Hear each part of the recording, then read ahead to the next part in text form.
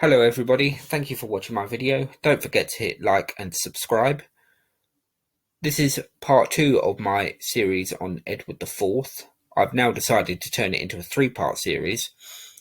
This second video looks at the return of Edward IV after his deposition in 1470 and his eventual triumph over the House of Lancaster at the battles of Barnet and Tewkesbury in 1471.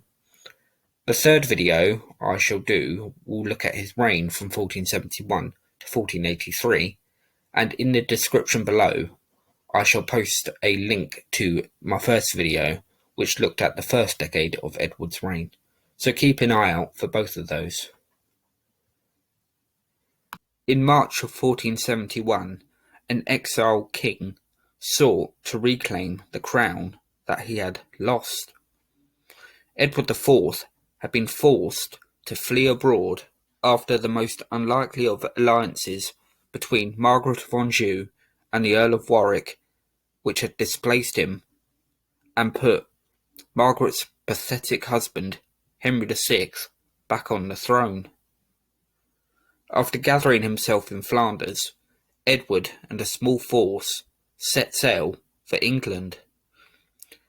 But his landing would prove to be difficult.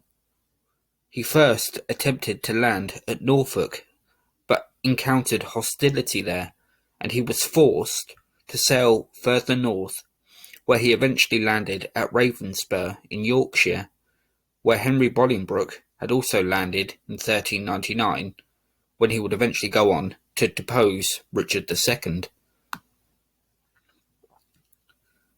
But once again, Edward's motives came under scrutiny, and his progress was stalled, as men not overly enamoured with him wished to prevent him from reclaiming the throne.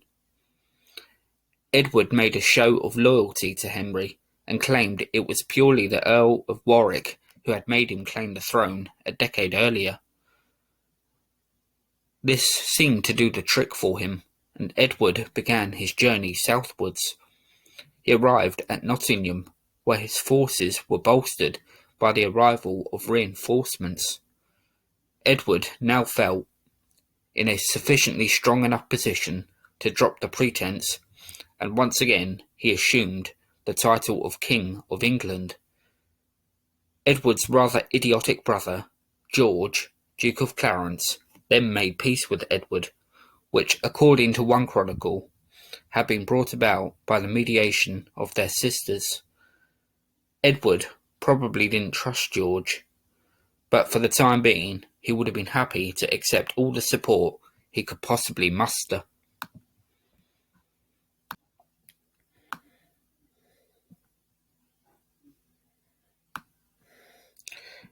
Edward made his way south, and just outside London, at Barnet, he had his final showdown with his one-time ally, Warwick the Kingmaker. Early on the morning of the 14th of April, the Yorkists and Lancastrians once again faced off on a misty morning with poor visibility. The conditions would play a vital role in the outcome of the battle. Initially, the battle seemed to be going towards the Lancastrians, but confusion soon set in, as parts of their army were wearing similar badges to those worn by men of Edward IV. Confused, Lancastrians began to attack other Lancastrians, causing hundreds of men to flee from the battlefield, as treachery was suspected to have infiltrated the ranks of their army.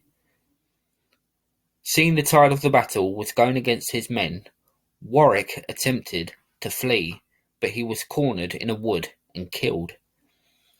This was a monumental day in the history of the Wars of the Roses, and Henry VI once again found himself prisoner in the Tower of London. However, as crucial a victory Barnet undoubtedly was, the Lancastrian threat to Edward was still not over. Henry VI himself was no longer a realistic threat, and nor would he ever be again after his murder in the Tower of London by the Duke of Gloucester, the king's brother, and the future Richard III. But whilst Henry's queen Margaret was still at liberty, and whilst she still had her son, Prince Edward, the Lancastrians were still not without hope. But realistically, they didn't stand much of a chance against the now battle-hardened Edward IV. Prince Edward was only 17, and he was killed at the Battle of Tewkesbury in Gloucester in May of 1471. Other victims of that battle included Edmund Beaufort, the Duke of Somerset, who was executed in the aftermath.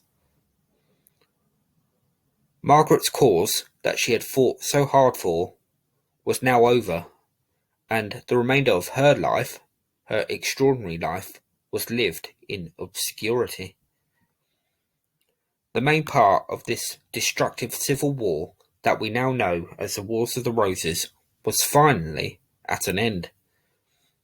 Through a combination of his strengths as a military leader and more than a little luck, Edward IV had finally triumphed for good over the House of Lancaster. He, as well as a large percentage of the English population, could only hope now for more peaceful and prosperous times. In my next video, we shall look at the remainder of Edward's reign, and also look at the character of this complicated king, who at different times in his reign, or reigns, whichever way you want to look at it, he could look both strong and weak. A king who was undoubtedly capable of good judgment, but also at times he was more than capable of being both misguided and perhaps even a little naive.